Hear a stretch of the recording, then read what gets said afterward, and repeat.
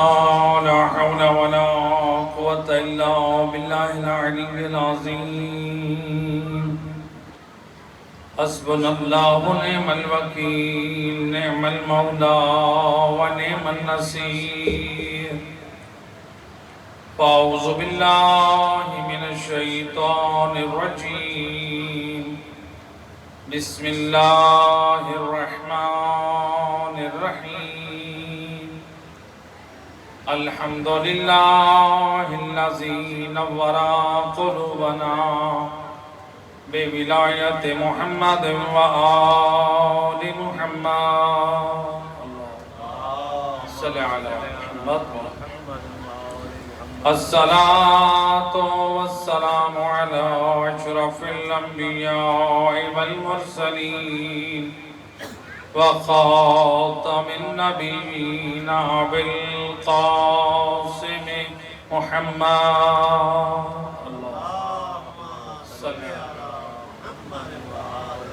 وأهل بيته الطيبين الطاهرين المعصومين المظلومين المنتجبين الذين أذهب الله عنهم الرجس وطهرهم تطهيرا.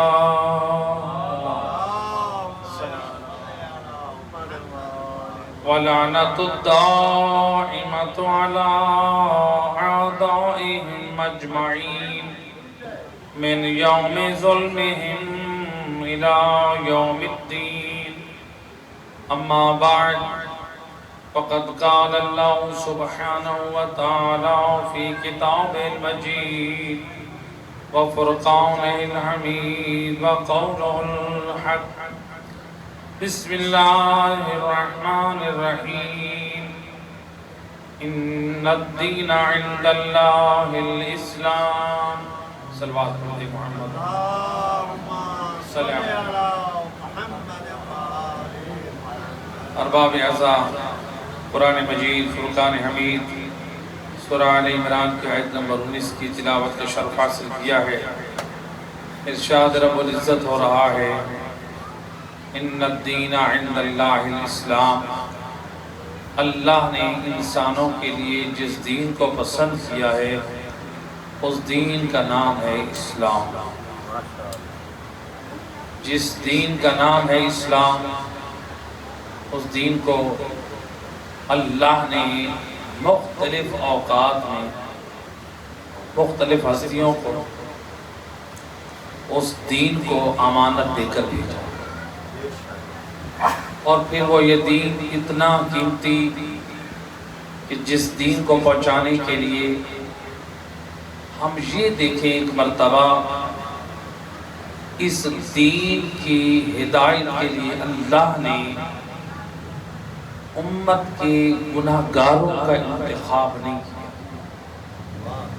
بلکہ اللہ نے ان ہستیوں کا انتخاب کیا ہے جو آئے تطہیر کی وارث معصوم ہستیاں.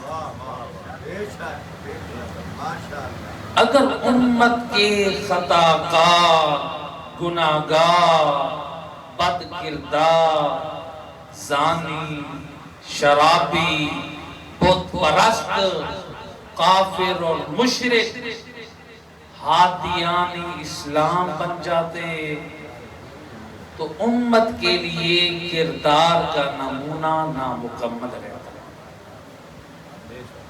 امت کہہ سکتی ہمارے بڑے بھی تو مشرک تھے، ہمارے بڑے بھی تو خطاکار تھے، ہمارے بڑوں نے کون سی نمازیں پڑھی. آواز اونچی رکھو، گونج کم ہو، آواز اونچی. صلوات پڑھتے محمد، مل کے صلوات پڑھتے ہیں. اللہم صلی علی محمد وآل محمد وعجل. لوگ کہتے ہمارے بڑے تھے وہ بھی تو نمازیں نہیں پڑھتے تھے، اگر ہم نے کچھ عرصہ نہیں پڑھی تو کیا ہو گیا؟ بڑوں نے شرک کیا ہم بھی کر لیتے ہیں، ہم سے ہو گیا تو کیا ہو گیا؟ تو گویا امت میں ایک فکری طور پر پستی آ جاتی کہ جب بڑوں سے ہو گئی ہم بھی ویسے کر لیتے ہیں، لیکن قربان جاؤں اللہ نے جس قرآن کا وارث یا مصطفیٰ کو بنایا، یا مصطفیٰ کے پیارے علی اور اولاد علی کو بنایا، اتنا پاک کردار لے کر آئے، ماں کی آغوش سے لے کر لحد تک پلک جھپکنے کی مقدار بھی کسی امام نے غیر خدا کے سامنے سجدہ نہیں۔ اس لیے علماء اہل سنت لکھنے پہ مجبور ہو گئے، علی کرم اللہ وجہہ، علی وہ ہیں کہ جس کے چہرے پہ اللہ کا کرم ہے۔ کیسا کرم ہے؟ کہتے ہیں ماں کے شکم سے لے کر لحد تک پلک جھپکنے کی مقدار بھی جو غیر خدا کو نہ جھکے اسے علی کہتے ہیں، اسے علی کہتے ہیں۔ الحمدللہ۔ تو جب اللہ نے ہادیان اسلام کا انتخاب ایسا کیا جو پاکیزہ کردار کے مالک ہیں، جو معصوم ہیں، جنہیں ہر قسم کے نقائص اور عیوب سے اللہ نے پاک رکھا، تو جب ہمارے لیے ایک نمونہ مکمل ہو گئے، اس مکمل نمونے کو دیکھنے کے بعد، اس پاک کردار کو دیکھنے کے بعد، پھر ان کی تعلیمات بھی امانت سے ہم تک پہنچیں، پھر بھی ہم اپنا کردار پاک نہ کر سکے تو تقصیر آل محمد میں نہیں، ہمارے اپنے اندر ہے۔ نقائص ان میں نہیں، نقائص ہمارے اندر ہیں، خامیاں ان میں نہیں، خامی ہم میں ہے۔ اللہ نے انہیں تو باکمال خلق کیا ہے، اللہ نے انہیں تو صاحب فضائل خلق کیا ہے، اللہ نے انہیں تو اپنے کمالات اور خصائص کے ساتھ خلق کیا، لیکن ہم ان کی کمالات پر خوش تو ہوتے رہے، ان کمالات کو اپنانے کی کوشش نہ کی۔ اب وہ جو کمالات ہیں ائمہ اہل بیت کے اندر، نبی کے اندر یا آل نبی کے اندر، وہ کمالات جو اللہ نے ان کو عطا کیے، وہ کس لیے عطا کیے؟ کیا مخلوق کے خوش ہونے کے لیے، یا اللہ نے نمونہ عمل بنانے کے لیے؟ نمونہ عمل بنانے کے لیے، خوش ہونے کے لیے نہیں۔ لوگ دیکھیں کہ جو ہستیاں ہر نقص سے، ہر عیب سے، ہر برائی سے، ہر گناہ سے، ہر شرک اور کفر سے، ہر گمراہی سے جب پاک ہیں، اللہ نے خیر کا ارادہ کیا ہے ان میں، یہ خیر ہی خیر ہے، یہ خیر ہی خیر ہے، ان سے خیر ہی، اللہ کا ارادہ ان کے ساتھ خیر کا ہے اور یہ خیر ان سے ملتی ہے ہمیں۔ تو جب یہاں سے کوئی ایسی چیز نہیں ہے، اللہ نے ان کو ہمارے لیے نمونہ عمل بنائے، ان کے اندر جو کمالات رکھے ہیں نمونہ عمل کے طور پر، خوش رہنے کے لیے نہیں، کیونکہ ہمارے خوش ہونے سے ان کے کمالات نے ہمیں فائدہ نہیں دینا ہے۔ آپ کو کسی جگہ پہ گئے، دیکھیں مثال کے ساتھ واضح کریں، آپ کسی ماشاءاللہ گرمی کا زمانہ ہے، آپ کسی جگہ پہ گئے، آپ نے کہا دیکھیں یہ والا جو اے سی ہے نا، یہ کمپنی نے، یہ بڑی باکمال نئی کمپنی آئی ہے، اس 1 امپیر میں یہ اے سی بھی چلتا ہے، ایک تو بجلی کم لیتا ہے، اور اس کی کولنگ اتنی ہے 1 گھنٹے میں کمرے کو اتنا ٹھنڈا کرتا ہے کہ آپ کو 5 گھنٹے ٹھنڈک دے سکتا ہے۔ ایسے اے سی بھی آ چکی بعض کمپنیوں کو، ایجاد ہو رہی ہے۔ تو بہرحال اب آپ ایک مرتبہ اس کے کمالات پہ واہ واہ کریں، جبکہ آپ کی ہستی ہے کہ آپ اسے خرید کے استفادہ کریں، آپ صرف اس کے کمالات کے گن گاتے رہیں، آپ اسے خریدے نہیں، اس کے گن گانا کیا آپ کی تپش اور حرارت اور گرمی کو زائل کر دے گا؟ اس کا مطلب ہے اس کی فضیلت، اس کی شان اپنے مقام پر باقی ہے، اس کے کمال، اس کی فضیلت اور اس کی شان کو بیان کرنے سے میری گرمی اور میرے موسم میں کوئی اثر نہ آیا۔ جب ہم اس سے استفادہ کریں تو تب وہ ہمیں فائدہ دے گا۔ اللہ نے انبیاء اور ائمہ ہدی علیہ السلام کو صاحب فضائل اور صاحب کمال خلق کیا ہے۔ ہم صرف اس بات پہ خوش رہے ہیں وہ صاحب کمال ہیں، اس میں یقیناً خوش ہونے کی بات ہے، ہمارے لیے فخر کی بات ہے کہ جن کی ولایت کا دم دھرا ہے وہ عام نہیں ہے، وہ صاحب فضائل و کمالات ہیں۔ لیکن صرف اس پہ خوش نہیں رہنا چاہیے، بلکہ ان کمالات کو دیکھ کے ان کمالات کو اپنائیں تاکہ جو ہمارے نقائص اور عیب ہیں ان کے کمالات سے وہ ہمارے عیب چھپ جائیں۔ اور روایت مجھے یاد ہے امام حسن مجتبی علیہ السلام، اللہم صلی علی محمد، مسجد نبوی میں امام حسن علیہ السلام نکل رہے ہیں، امام کا حبدار امام کے ساتھ کیا کہتے ہیں؟ امام کے فضائل اور کمالات کو بیان کرنا۔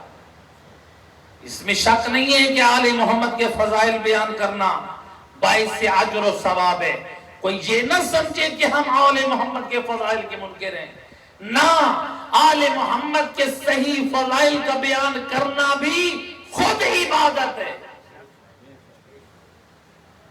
لیکن یہ شخص امام حسن کے فضائل بیان کر رہے ہیں، آپ تو صاحب، آپ تو وارث جنت ہیں، آپ تو وارث قرآن ہیں، آپ تو دوش رسالت کے سوار ہیں، آپ تو فرزند زہرا ہیں، آپ تو علی مرتضیٰ کے لال ہیں، آپ کی محبت نبی کی محبت ہے، نبی کی محبت خدا کی محبت ہے۔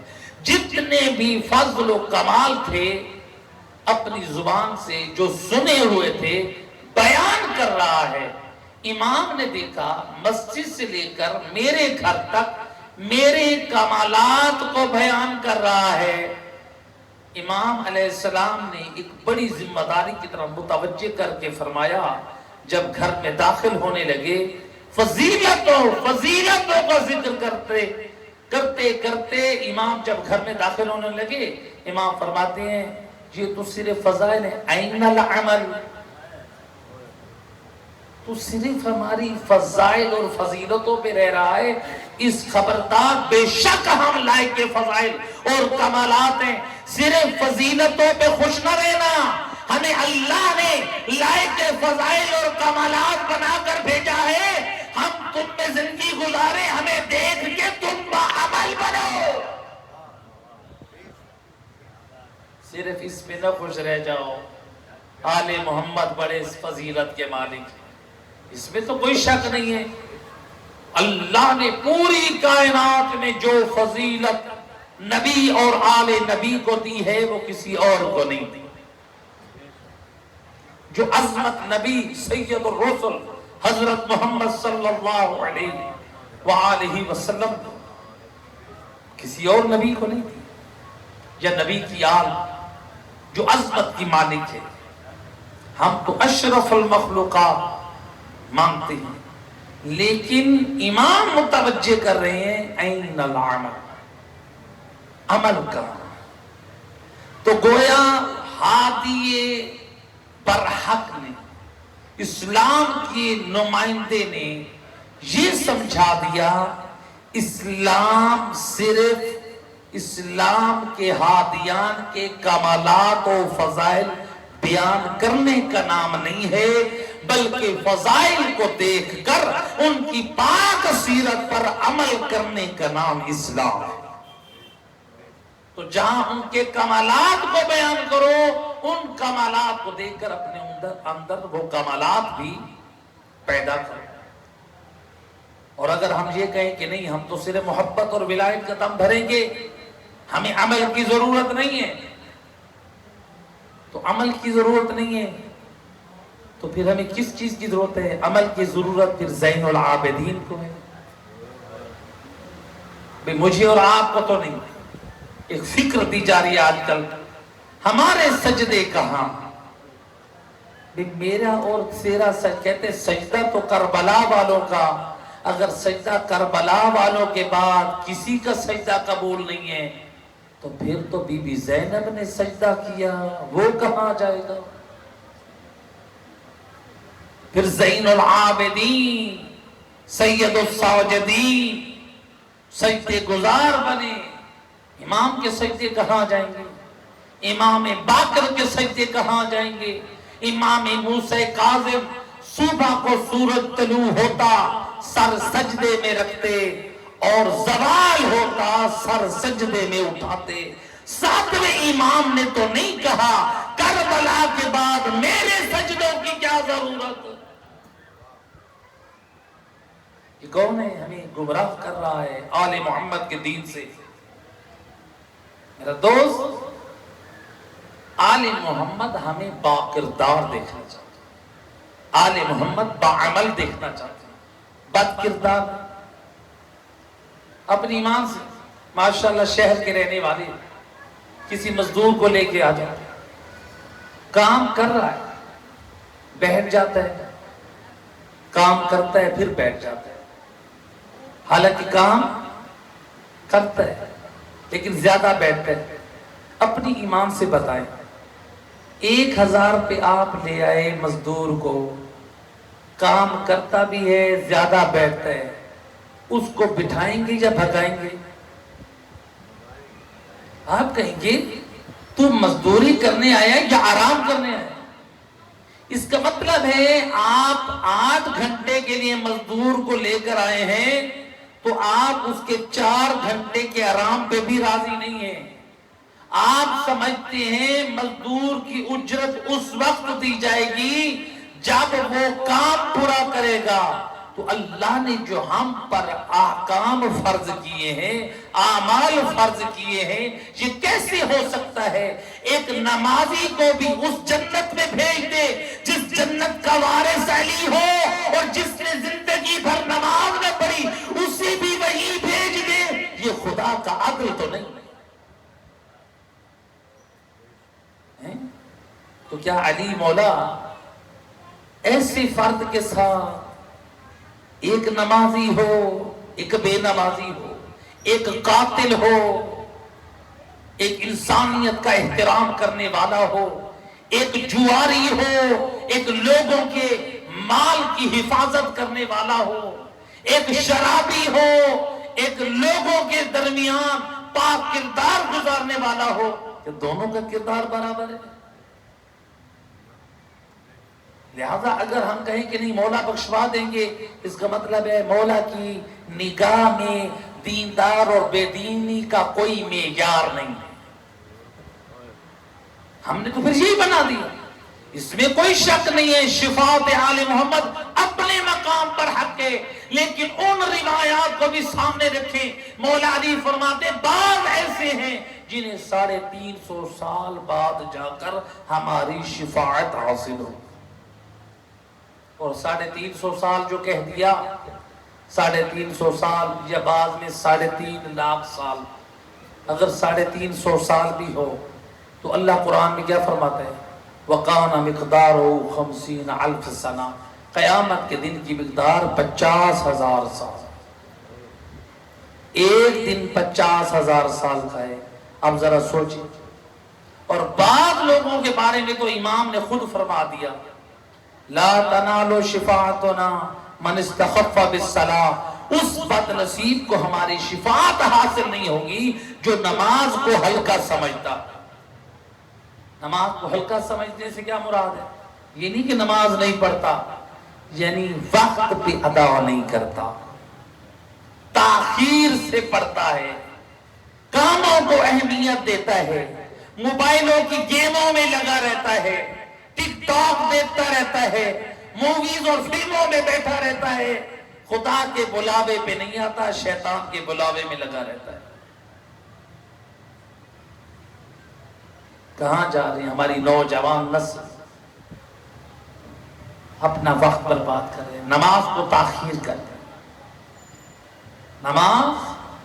نماز کی تاخیر امام جعفر صادق علیہ السلام، اللہم صلی علی محمد وعلی، امام فرماتے ہیں، کس کے بارے میں فرماتے ہیں؟ جو نماز کو تاخیر کرتے ہیں۔ فرماتے ہیں امام نے، لوگ آج معیار کیا بناتے ہیں مومنیت کا؟ کہتے ہیں ماشاءاللہ بڑا عزادار ہے، ماشاءاللہ بڑا زبار ہے، ماشاءاللہ بڑی دیگی اور نیازیں چڑھاتا ہے، ماشاءاللہ بڑا وہ ایسا خرچ کرتا ہے۔ بے شک یہ سارے ہمارے ہاں معیار ہیں، لیکن امام جعفر صادق زبان عصمت سے فرماتے ہیں، امتحنوا شیعتنا عند مواقیت الصلاۃ، فرماتے ہیں دنیا والوں، ہمارے چاہنے والوں پہ دھوکہ نہ کھانا، جب نماز کا وقت ہو جائے تو امتحان لینا، چیک کرنا، جو افضل وقت میں نماز ادا کرے سمجھ لینا جعفر صادق کی شیعہ ہے، جو اول وقت میں نماز کو چھوڑ کر کسی اور کام میں لگے رہے، چاہے وہ دین کے نام پہ بھی کام کیوں نہ ہو، وہ سب کچھ تو ہو سکتے ہیں، جعفر صادق کی شیعہ نہیں ہو سکتے۔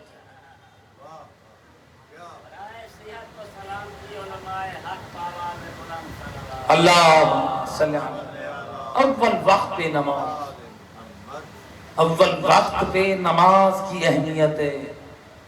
اس لیے آیت اللہ سستانی فرماتے ہیں، بانیان مجلس اور جلوس والوں کی ذمہ داری بنتی ہے اپنی مجالس اور جلوس کو ایسے منظم کریں کہ جب اوقات نماز ہو تو دونوں میں ٹکراؤ نہ ہو۔ نماز اپنے مقام پر ہو، حسین ابن علی کی عزاداری اپنے مقام پر ہو، دنیا والوں کو عزادار اپنے عمل سے پیغام دیں، ہم اب تک شاہ کے عزادار تھے، اب شاہ کے مقصد کے زندہ دار ہیں۔ اور میں کہا کرتا ہوں، میرا سلام ہے ان عزاداران حسین ابن علی پر، کروڑوں سلام ہے، خدا سلامت رکھے ایسے عزاداران حسین ابن علی کو جو روڈوں اور سڑکوں پہ اپنے جلوسوں کو روک کر نماز کے لیے وقفہ کرتے ہیں اور اپنے عمل سے دنیا والوں کو بتاتے ہیں ہم حسین کے ماننے والے ہیں، جس نے کربلا سے عزاداری بھی دی ہے اور اول وقت میں نماز کی پابندی بھی دی۔ امام حسین عزادار ہیں یا نہیں؟ سب سے پہلے عزادار تو کربلا والوں کا پہلا عزادار تھا، اللہ کے نبی جو ہے کربلا رسول، سب سے پہلے عزادار رسول اللہ، سب سے پہلے امام حسین علیہ السلام کی ولادت کے وقت جبرائیل امین جب خبر لے کر آئے تو رسول اللہ نے گریا۔ اور یہ روایات چونکہ شاہ صاحب نے متوجہ کر دیا تو تبرکن ذکر کرتا چلو، جب جبرائیل امین خبر لے کر آئے، یا رسول اللہ، خدا مبارکبادی کے بعد فرماتا ہے یہی لال پیاسا اور بھوکا مارا جائے۔ رسول اللہ رو، سیاہ ستہ علماء اہل سنت کی کتابیں گواہ ہیں، نبی نے سن کر آنسو بہائے، اور اس روایت کو نقل کیا بی بی عائشہ نے۔ زوجات نبی نے جب نبی کو روتے دیکھا وہ بھی گریہ کرنے لگے۔ روایات کہتی ہیں رسول اللہ باہر گئے، اصحاب دروازے پہ تھے جو رسول کو مبارکباد دینے آئے ہیں، حسین ابن علی کی منظر کیا ہے، نبی کی آنکھوں میں آنسو ہے، یا رسول اللہ خوشی کا موقع رو رہے ہیں، فرماتے جبرائیل نے بتایا میرا یہی نواسا بے دردی سے کربلا میں مارا جائے گا۔ نبی کے آنسوں کو دیکھ کر اصحاب میں سے حضرت ابو بکر اور عمر نے بھی گریہ کیا۔ آج ہم پہ فتوے نہ لگاؤ، حسین کے غم میں آنسو بہانا بدعت ہے، ہم نے تو نبی بھی سنت سے لیا ہے، حسین کے غم میں آنسو بہانا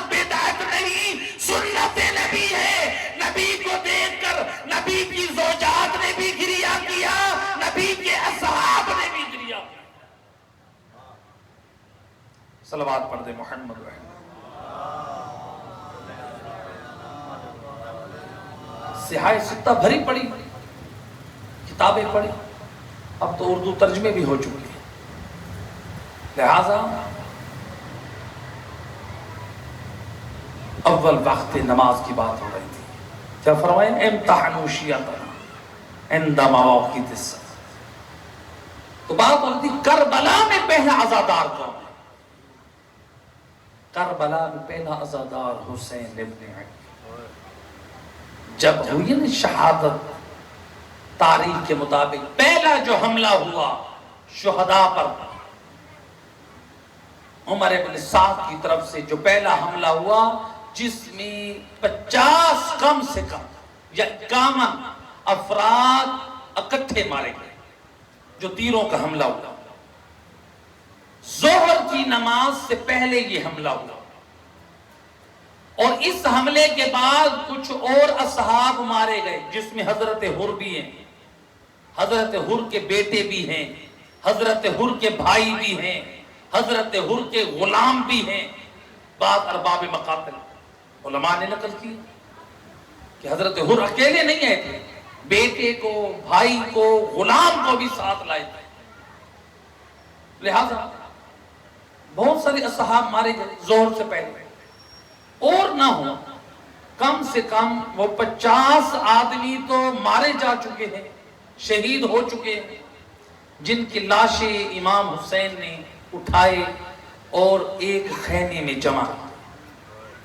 ایک خیمہ تھا جس کا نام تھا فسطاط، جس میں امام حسین علیہ السلام نے تمام شہداء کی لاشوں کو اکٹھا جمع. امام حسین علیہ السلام کے ان شہداء کی لاشوں پہ روتے تھے یا نہیں روتے تھے؟ روتے تھے، عزادار تھے. لیکن جب وقت ظہر ہوا، ادھر سے جنگ لڑی جا رہی اور ادھر سے امام کے صحابی کہتے ہیں جب نہ رسول اللہ، نماز کا وقت ہوا جاتا ہے. فرمایا جعلک اللہ من المصلین، خدا تجھے نمازیوں میں سے قرار دے. این حالت جنگ میں فرزند رسول کو نماز کی یاد دلا رہا ہے. اللہ اول الزوال کا وقت. حسین خوش ہو گئے. یہ نہیں کہا ہم جنگ لڑ رہے ہیں، اب نماز کا کوئی وقت ہے، دعا دے رہے ہیں اللہ تجھے نمازیوں میں سے قرار دے. حالانکہ اس نے شہید ہونا ہے. گویا امام کا یہ جملہ بتا رہا ہے نمازی کا درجہ شہید کے درجے سے بلند ہے. اللہ امام کا یہ کہنا جعلک اللہ من المصلین. اور پھر امام کے سامنے ایک جماعت کھڑی ہو گئی، صف باندھ دی. کچھ افراد نماز پڑھ رہے ہیں، امام نماز پڑھ رہے ہیں. وہ جو نماز پڑھ رہے تھے کیا انہوں نے نماز پڑھی یا نہیں پڑھی؟ بعض نادان کہتے ہیں امام کے سامنے جو کھڑے تھے انہوں نے کون سی نماز پڑھی؟ اب تاریخ سے کوئی جاہل ہو تو اس کا ہم کیا علاج کریں؟ تاریخ پڑھیں. جو آگے کھڑے تھے وہ اشاروں سے نماز پڑھ رہے تھے. ان کی شرعی ذمہ داری اشاروں سے پڑھنا تھی، کیونکہ وقت کے امام کی حفاظت بھی کر رہے ہیں اور اشاروں سے نماز بھی پڑھ رہے ہیں. امام نماز پڑھ رہے ہیں، امام کے پیچھے اصحاب با جماعت پڑھ رہے ہیں. اور یہ کون سا وقت ہے؟ دشمن کی طرف سے تیر چل رہے ہیں. یعنی یہ پتا چلا اول وقت میں جو نماز کو قائم کرے اصحاب کی عزاداری کا درد رکھ کے اسے حسین ابن علی کہتے ہیں. کربلا میں حسین ابن علی نے بتایا آؤ دیکھو مجھ جیسا کوئی عزادار ہوگا، میں تو میدان کربلا کا عزادار بھی ہوں اور اول وقت کا نمازی بھی ہوں. خبردار او حسینیوں، حسین کے نام پہ، عزاداری کے نام پہ نمازیں نہ چھوڑنا. اور جب حسین ابن علی پہ نماز معاف نہیں ہے تو حسین کے عزادار پہ نماز کیسے معاف ہے؟ جب حسین پہ نماز معاف نہیں ہے حسین سے بڑا کوئی مجبور ہے کربلا میں؟ حسین نے تو نماز نہیں چھوڑی، اور ہم کہیں ہم نمازیں چھوڑ دیں؟ اللہ اکبر! ہم نے کیا سیکھا کربلا سے؟ ہم کہتے ہیں جی کربلا میں سجدہ تو کربلا والوں کا تھا، امام حسین اول وقت میں نماز، عزاداری بھی کر رہے ہیں، اول وقت میں نماز بھی پڑھ رہے ہیں، اور اپنے عمل سے بتا رہے ہیں کہ عزاداری اور نماز میں کوئی اختلاف نہیں۔ آپ بات گمراہ کرنے والے آتے ہیں، جملہ بولتے ہیں، کہتے ہیں کہ حسین تو وہ ہے کہ جس کی خاطر نبی نے نماز روک دی، اور پھر جسارت کرتے ہوئے کہتے ہیں ملا تو کون ہوتا ہے؟ کہتے ہیں کہ حسین کی مجلس روک دیں۔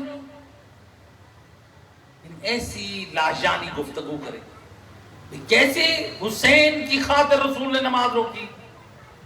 کہتے ہیں کہ روایت رسول اللہ مسجد نبی میں امام حسین نبی کی کمر مبارک پشت پر سوار ہے، جبرائیل امین نازل ہوئے، یا رسول اللہ حکم خدا ہے اس وقت تک سر نہ اٹھانا جب تک حسین اپنی مرضی سے نہ اٹھے۔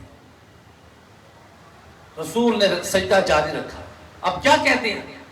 کہتے ہیں کہ یہ ملا کہتا ہے عزاداری کو چھوڑ دو، نماز کا وقت ہو جائے تو نماز پڑھو، اور نبی نے نماز چھوڑ دی، حسین کو نہ چھوڑا۔ روایت کو غلط بیان کر دیا، نبی نے نہ نماز چھوڑی نہ نبی نے حسین کو چھوڑا، نہ نبی نے نماز چھوڑی نہ نبی نے حسین کو چھوڑا۔ میں آپ سے روایت یہی سنتے ہیں کہ نہیں سنتے؟ امام حسین پشت پہ، کیا رسول نے حسین کو اتارا؟ نبی نے حسین کو نہیں چھوڑا۔ اچھا اب رب نبی نے نماز توڑی یا سجدہ لمبا کیا؟ سجدہ لمبا کیا، اس کا مطلب ہے نبی نہ نماز چھوڑ رہے ہیں، نبی نہ حسین چھوڑ رہے ہیں، بلکہ جب تک حسین ہے نبی نے سجدہ لمبا کر دیا۔ گویا نبی نے عزاداروں کو بتا دیا حسینیت کے نام پہ سجدوں کی قضا نہ کرنا، محبت حسین سجدے چھڑواتی نہیں، سجدوں کو لمبا کرواتی ہے۔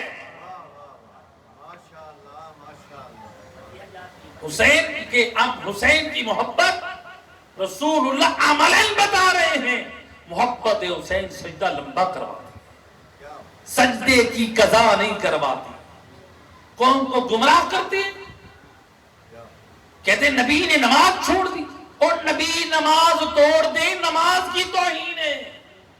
نبی نے نماز نہیں توڑی، نبی تسبیح روک دیتے تو نماز ٹوٹ جاتی۔ تسبیح کا بڑھانا توڑنا نہیں ہے، بلکہ سجدہ لمبا کرنا ہے۔ معلوم ہوا محبت حسین سجدہ لمبا کرواتی ہے۔ اور دوسرا پیغام نمازیوں کو دے دیا، ایک عزاداروں کو دیا، ایک نمازیوں کو دے دیا۔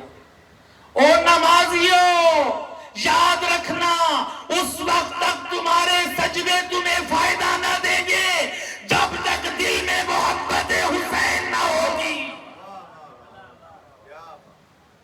نبی نے دونوں چیزیں جمع کی ہیں، محبت حسین بھی اور نماز بھی۔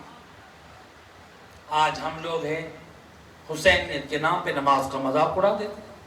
صلوات پڑھ دے محمد۔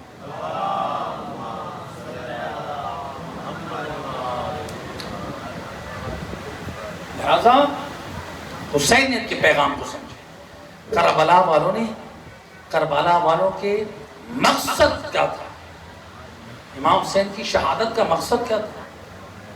امام حسین دین اسلام کی بقا کے لیے قیام کر رہے ہیں، اور اسلام کی بنیاد کا نام ہو نماز، اور ہم اسی نماز کا مذاق بنائیں حسینیت کے نام پہ۔ ہم نے کربلا سے یہی سیکھا ہم نے حسین ابن علی سے یہی سیکھا. نہ میرا دوست ایسا کردار نہ اپنا کہ جس سے مقصد حسین یزید بنا تھا حسین ابن علی کا دشمن، اور تو بن جائے حسین ابن علی کے مقصد کا دشمن. ایک جان کا دشمن ہوتا ہے، ایک مقصد کا دشمن ہوتا ہے، اور جو مقصد کا دشمن ہوتا ہے وہ جان کے دشمن سے بڑا ہوتا ہے. اسی لیے امام حسن عسکری علیہ السلام کی روایت ہے، اللہم صلی علی محمد، امام اللہم صلی علی محمد، امام فرماتے ہیں یزید نے، لشکر یزید حسین ابن علی کی جان کا دشمن تھا، ان کا مال کا دشمن تھا. آخری زمانے کے جو گمراہ لوگ ہیں، جو لوگوں میں گمراہیاں پھیلاتے ہیں، وہ جس شکل میں بھی ہوں، چاہے وہ امامے والے ہوں، چاہے وہ خطبہ ہوں، چاہے وہ ذاکرین ہوں. کون گمراہی پھیلاتا ہے؟ جس کی گفتگو قرآن اور 14 کے فرمان کے خلاف. میں تو ہمیشہ اپنے درس قرآن اور اپنی مجالس میں کہتا ہوں، اس میں چاہے میں بھی کیوں نہ ہوں، یاد رکھنا جب بھی میری کوئی بات یا قرآن کے خلاف ہو، 14 کے فرمان کے خلاف ہو، یہ نہ دیکھنا مولانا عظیم اور نجفی نجف سے پڑھ کر آیا ہے اس نے بات کر دی ہے. نہ میرا دوست، میری بات کو بھی قرآن اور 14 کے فرمان پہ پیش کر، اگر پوری اترے تو قبول کر، ورنہ میری بات کو بھی دیوار پہ مار دے. میں اپنے آپ کو بھی حرف آخر نہیں سمجھتا. حرف آخر اگر حق ہے یا قرآن ہے یا 14 کا فرمان. لہذا کربلا والوں کے مقصد کو سمجھیں. اس کربلا والوں نے بڑی قربانیاں دی ہیں، اور ان قربانیوں میں ایک قربانی ہے سفیر حسین حضرت مسلم ابن عقیل اجرکم علی اللہ زادارو. سفیر حسین کتنی محبت اور عقیدت سے بھیجا ہے حسین ابن علی نے، اجرکم علی اللہ. اور یہی کہہ کر بھیجا ہے نا، یعنی مسلم کے ہاتھ پہ بیعت کرنا ایسی ہے جیسے حسین کے ہاتھ پہ بیعت کرنا. اجرکم علی اللہ زادارو. لیکن جب ابن زیاد کے سیاست اور شرارتوں کے نتیجے میں مخلص چھوڑ گئے، مومنین کو دھمکیاں دی گئیں، مومنین کو پکڑا گیا، ان کی عزت و آبرو کو پامال کرنے کی کوشش کی گئی، حالات کوفہ کے اتنے خراب کر دیے گئے جس میں امیر مسلم غریب کوفہ بن گیا. اجرکم علی اللہ زادارو. مسلم تنہا کوفہ کی گلیوں میں کسی طرح سے کوفہ سے نکلوں، اپنے آقا تک پہنچوں. میرا آقا اب کوفہ آنے کے قابل نہیں رہا. اجرکم علی اللہ. روایت کہتی ہے ایک مقام پر گلیوں میں چلتے چلتے تھکا ہارا، اور مسلم بیٹھا ایک جگہ پہ گھر کے سامنے. یہ اس گھر سے ایک ضعیفہ جس بی بی کا نام طوعہ ہے، جو آل محمد کی حوبدار ہے، آ کر پوچھا کون ہے، خیر سے بیٹھا ہے؟ کہ مسافر تھکا ہو، اگر ایک گھونٹ پانی مل جائے. اور بی بی جلدی سے گئی، اندر سے پانی لے کر آئی. حضرت مسلم نے پانی پیا. جب دیکھا نا ابھی تک مسلم بیٹھا ہے، کہ اے جوان، اے ہمارے دروازے پہ بیٹھنا، اے ضعیفہ، اور تجھے اپنی عزت کی پرواہ ہے، تو اپنی حیا کے لائق نہیں سمجھتی، اور ایک شریف زادہ تیرے دروازے پہ بیٹھے.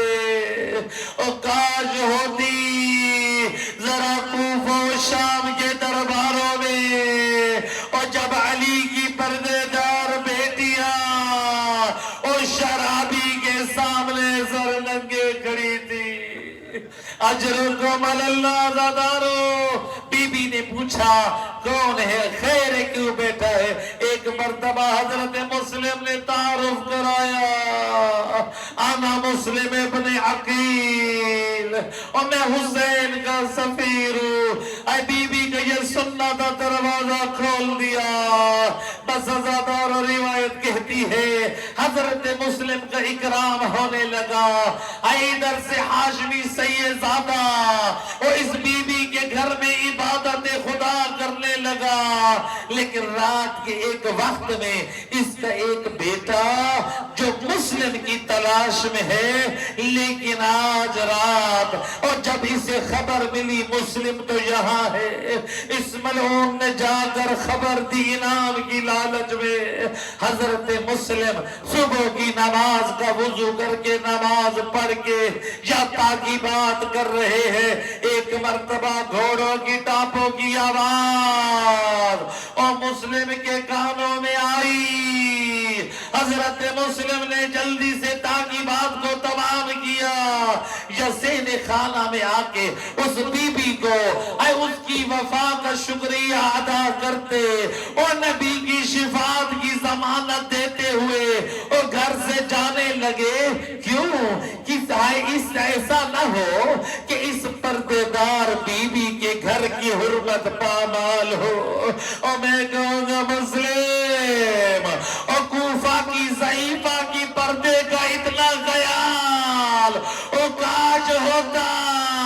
اور کوفہ کی شہزادی زینب اور جب اسی کوفہ میں قیدی بن کر آئے گی اور نہ سر پہ ردا اور کوفہ کے بازاروں میں اے کوفہ کے دربار میں اجرکم علی اللہ عزادارو. حضرت مسلم گھر سے باہر نکلے، یہ اشقیاء نے ہر طرف سے گھیر لیا. کچھ چھت پہ چڑھ گئے اور کوئی آگ برسا رہا ہے اور کوئی پتھراؤ کر رہا ہے اور کوئی تیر چلا رہا ہے. اور میں کہوں گا او کربلا کے شاہ سوارو، اور کربلا میں تلوار کا چلانا آسان تھا اور کوفہ کی تنگلیوں میں اے مسلم کا تلوار چلانا وہ اپنا دفاع کرنا بڑا مشکل ہے. اجرکم علی اللہ عزادارو. یہ ایک ظالم نے گرز مارا، اے ہاشمی جوان نہ سنبھلا اور بالآخر رسیوں میں جکڑا. اجرکم علی اللہ عزادارو. مسلم کو گرفتار کر لیا گیا، اے لے کر آئے دار الامارہ کی طرف. یہ ایک مرتبہ اے عمر ابن زیاد کے دربار میں اے اس کے ایک درباری نے کہا مسلم تو امیر کو سلام نہیں کرتا، میں قربان ہوں مسلم تیری وفا پہ. کیا فرمایا؟ لیس امیری سوى الحسین، اور کائنات میں حسین کے علاوہ میرا کوئی امیر نہیں ہے. اور میں نے جسے امیر مانا وہ زہرا کا لال حسین. اجرکم علی اللہ عزادارو. اور مسلم کو دار الامارہ کی چھت پہ لے گئے. جب وہاں پہنچے ظالم نے گردن پہ وار کیا اور لاشا زمین پہ گرایا. اور دنیا کا دستور ہے عزادارو، اور جب کسی کا سر بدن سے جدا ہوتا ہے میت کو اکٹھا کیا جاتا ہے، جنازہ اٹھایا جاتا ہے، اس کے غسل و کفن کا اہتمام کیا جاتا ہے. لیکن مسلم کا اور نہ کوئی غسل کا اہتمام ہے اور نہ کفن کا اہتمام، بلکہ آپ کے پاؤں میں رسیوں کو باندھ کے اور کوفہ کی گلیوں میں گھسیٹا گیا. اور جب یہ خبر اور میرے آقا حسین تک پہنچی، جب آپ کربلا کے راستے میں تھے تو جب خبر پہنچی نا، ہم نے مسلم کی لاش کو اور کوفہ کی گلیوں میں گھسیٹتے دیکھا ہے. ایک مرتبہ اور پہلی مجلس پڑی حسین نے مسلم کے مصائب کی، فرمایا لا عیش بعد ہؤلاء. اور مسلم اور تیرے بعد حسین کی زندگی کی لذت ختم ہو گئی. اللہ لعنت اللہ على القوم الظالمين